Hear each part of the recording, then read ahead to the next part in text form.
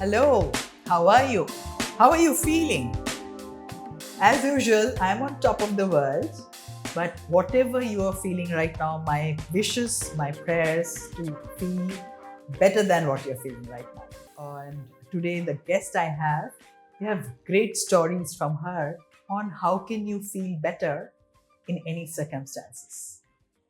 So tell me a little bit of your journey of uh, your self healing from the journey, and how has your conversation with yourself helped you to heal and grow? I was living each and every moment of my life at that point in time. And the people who I loved most, my daughter, and I also had a very small child as my neighbor. So she used to come to my house. She was just 6 months that time. Her mom was being very gracious, and I really thank her that even see it's a stigma, people when go through uh, cancer and the treatment, um, there's a lot of weird kind of interactions takes place from the world around. But I would say Jaya, who was my neighbor in Pune, she used to leave her daughter with me, and my whole life surrounded between my daughter Khushi and Juhi. And people used to say that I have two daughters, which actually is. Juhi is like my second daughter. And so I love children, and those days, each and every moment after coming from back from hospital, my life used to be surrounded between these two people. So I have actually lived my life the most meaningful way when I came to know that my life is being numbered. Wow, so powerful. So you basically were surrounded by love when you go through this time, when you know that I accept it, but I'm fighting. You got strength to fight. Yes, I think you got absolutely. the strength to fight. Absolutely. And Yes. acceptance had given me. Mm. Otherwise, I would have been jostling with that problem. True. I was away from that problem. The acceptance took me away from the problem statement and made me focus on solution was not in my hands. Solution was in the hands of the doctor. And it was COVID. I even could not go into the cancer specialist hospitals. My treatment happened at a place, at a multi-speciality hospital, which has a cancer unit. Okay, because I had no other option at that point So in it was time. like double this thing. One Yeah. way there were pandemic, and one way is cancer. So how did you come? I mean, how did you come to coaching, and how did you pick up this? Because now I can see you are doing so much of coaching. About you are doing a lot of life coaching. You are really helping a lot of people through many of their journeys of life. So how did you come to coaching during this time? Yeah, so that was my life lesson. Cancer is my life lesson, I would say. So once I was declared as a survivor, which actually took 1.5 years, because I went through 17 rounds of chemotherapy along with a huge surgery. So when I was declared as a survivor, that's the point when I've taken a decision about myself that this segment of my life, I'm going to live it in a different way where it will be more of celebration. Celebration. Yeah, it would be more of celebration and to give my society, my people, the ecosystem around me, whatever I have.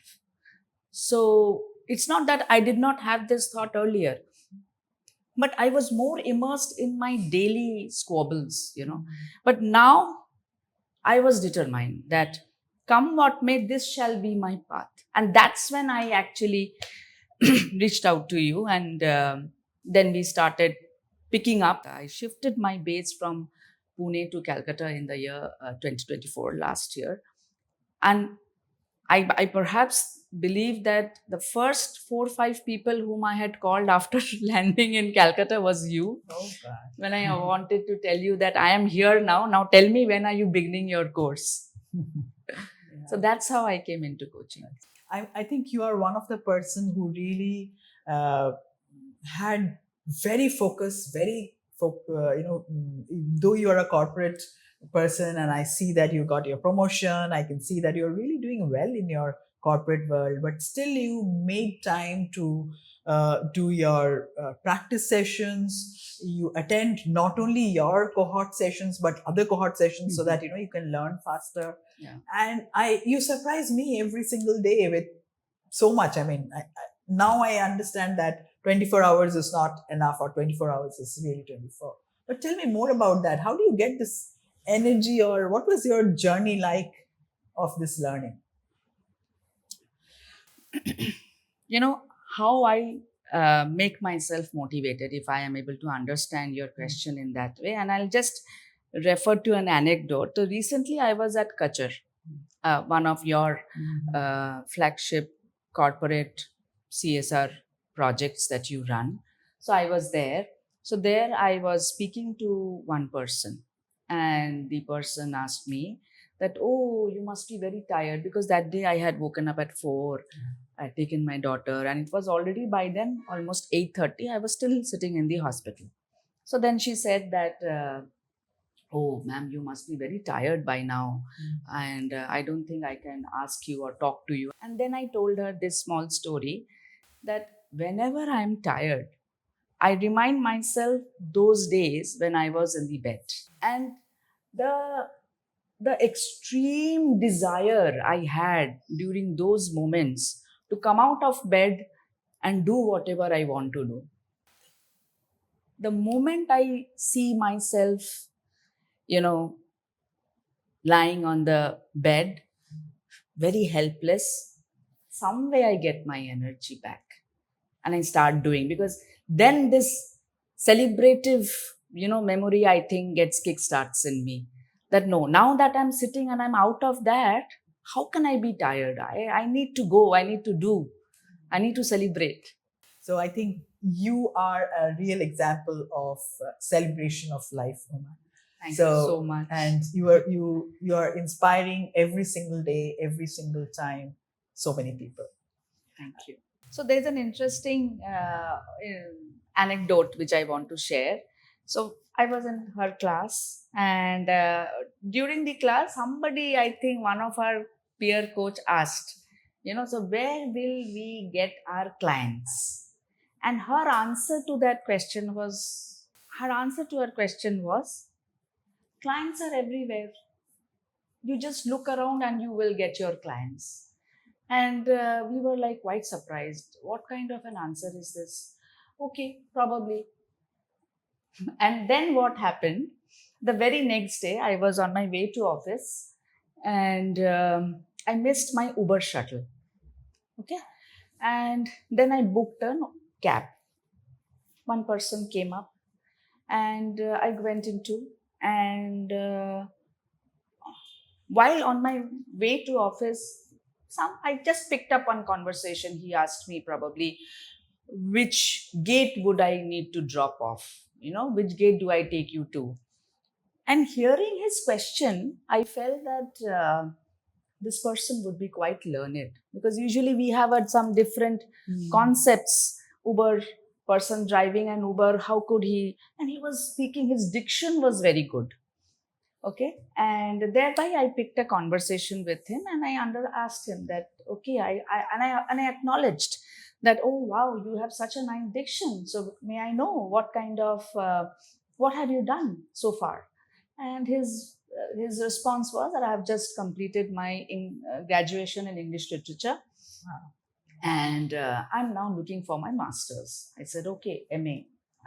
He said, no, I'm looking for MBA. I said, okay, wow, that's nice. Where? No, I have some institute planned, and that is ISWPM. That is my alma mater.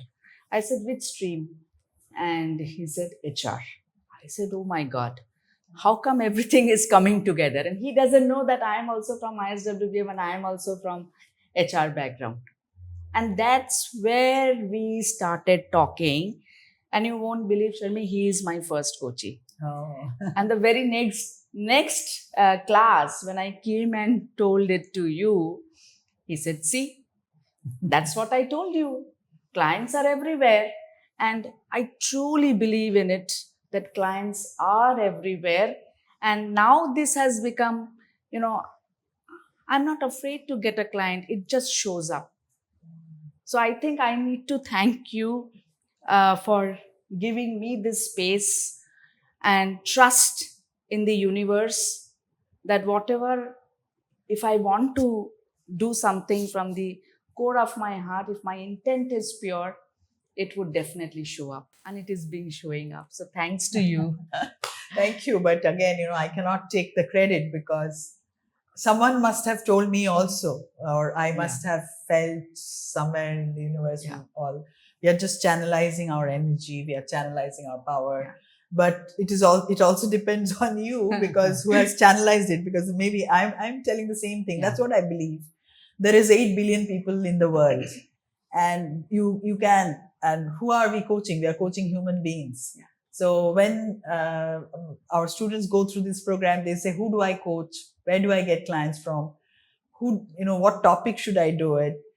What we are actually training is on the ABCDs of coaching. It's a conversation. It's about holding that non-judgmental space. It is about asking. It's about inquiring. It is listening. It's about listening, and listening. It's almost like a mirror. You see what you want to see, and you see that. So you see positive people, you see people celebrating life like you. If I get reminded when I needed reminder of life's celebration, Uma just pinged me one day and she said, I'm here to speak to you. I often call it a spiritual journey as well. We are walking inward, but we are receiving this structured, formal process of professional coaching, which we are learning together. And in our cohorts also, we find that it's the trust, the bonding, and it's a beautiful journey together. So Uma, you have been you were mentioning about the podcasts. So what is it about the podcast you want to tell? The podcast has been my weekend relaxation. So I really look up to your podcast on Friday. And Fridays are evenings are my me time. I don't keep any coaching session. My daughter is well taken care of. She is busy with her craft or anything of her sort. And I am, after dinner, that's my me time where I really listen carefully. And then I jot down some reflections, because each of your podcasts has some lesson for me. So I really look up to my weekends with those podcasts. Thank you. These are the inspiring conversations which is allowing us, the team, to continue with our podcasts. And I really like you actually write down the musings you share with the group. And you have been giving your feed forward to us very constantly as to how we can improve, what we can add. And how does it feel to be inside the podcast? Oh, that's top of the world.